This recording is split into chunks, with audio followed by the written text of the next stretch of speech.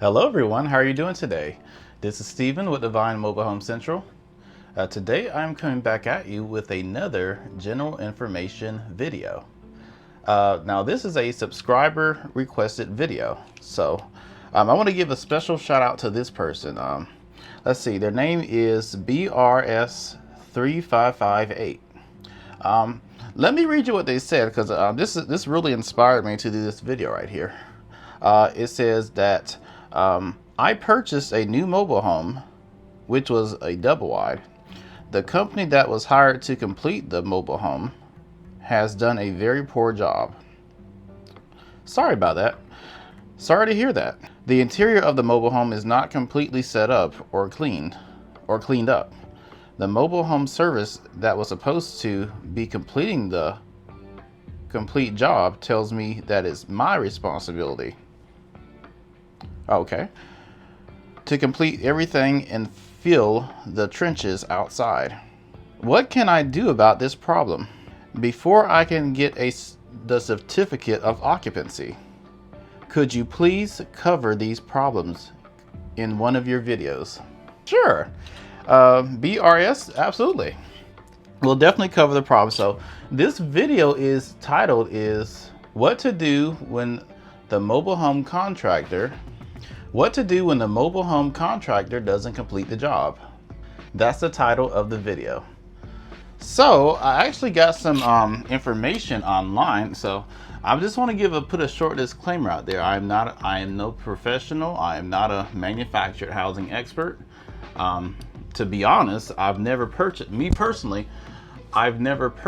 manufactured home. So this is information that I got offline. And I got this information from Nulo, N-O-L-O, Nulo. They gave some very good information about this, so I hope this answers your question some. Hopefully this will help you a little bit. So my home contractor isn't finishing the job. What can I do? So now anyone that's watching this video, if you've actually purchased a manufactured home, or if you have ever gone through the process of purchasing the manufactured home, let's help out BRS 3558 down in the comment section. Let's help them to answer their questions about the problems that they're dealing with. We really appreciate it. Let's all help each other here. And the information to this website, I'll be sure to put it down in the description box below, and the link down in the description box. Now you have to ask yourself this question: if you paid for only the work that's been completed, you may want to consider hiring another contractor. If you received everything that you've paid for so far, such as labor, materials, parts, or components, then the best choice might simply be to engage another, more reliable contractor. So if you paid for services that they've only done, then you may just want to get another contractor. Keeping the same contractor on the job would save you the immediate trouble of cracking up the search process, research reference, but it would invite a repetition of the same problem, perhaps at a greater financial cost. So it's probably not worth it. So this is what they're trying to say here in the article. So contractors did a substantial damage to your house, but before disappearing, or you have otherwise sustained financial harm because of the harm of the contractor's negligence. You might have no other choice than litigation. You will want to balance the cost of litigation against a reasonable estimate of how much the compensation you will receive if you win. So, fortunately for your pocketbook, your state is likely to have a small claims court system. So here you can file claims for limited amounts in most states, between $3,000 and $12,000, and it tells you to see the claims in the article see this in the 50 states claims chart of small claims court dollar limits. So, you know, it does give a lot of good information here. So now, if you have a choice between a judge and a jury trial, consider issues like whether the court, presents well, and it is likely to sway a jury's sympathy. So, rather you can gather convincing physical evidence to show the jury, such as photos and in your case, in other words, it will be it will bore the jury over their heads, or they will really understand the justice is on your side. So, if you're going through something like this, I would definitely do everything on your end to try to contact them, and definitely take pictures, do recorded phone calls, gather up any kind of evidence that you can gather up, concerning this matter. So you may have, if you're not contacting you, or if they're trying to tell you that you're doing any type of that they're telling you that you have to do the work yourself, and then you paid them to do it. So, you really should. Now, if you haven't paid in full, you may want to consider another contractor. Now, if you paid your money in full and they have not completed the job, then this is really, really a legal issue. So you may want to, you may have to possibly get the court, take them to small claims court.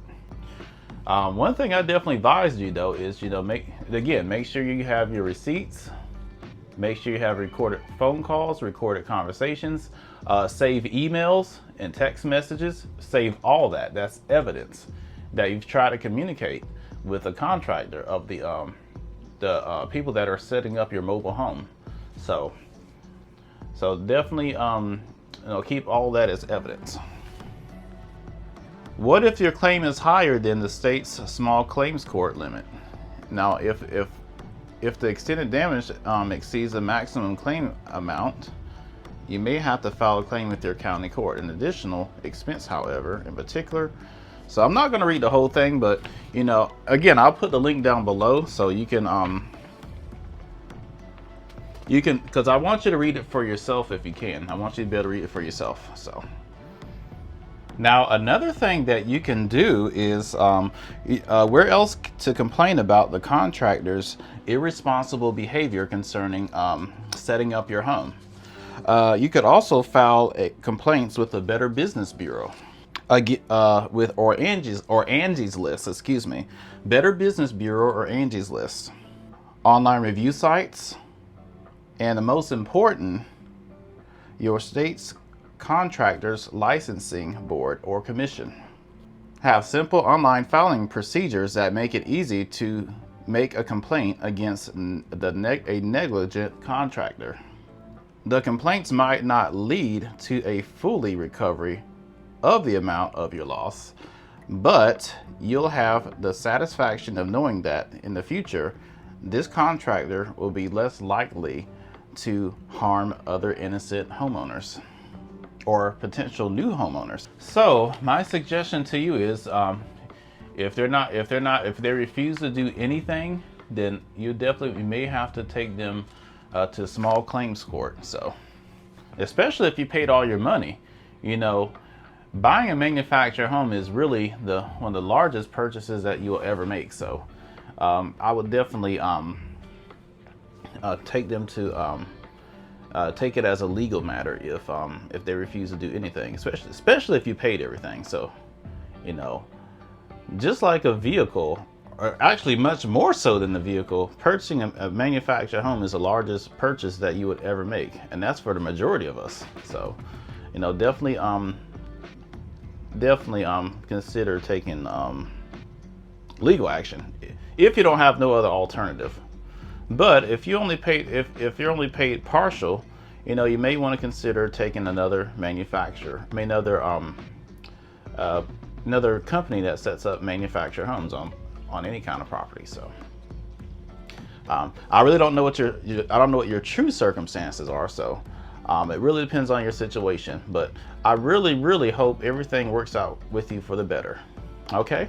So again, I will leave the links to this down below in the description box. So you can, because I want you to be able to do your own research. So, but again, if anybody else has any insight on what BRS 3558 is going through, anyone else who's had this similar experience with having their manufactured home set up, definitely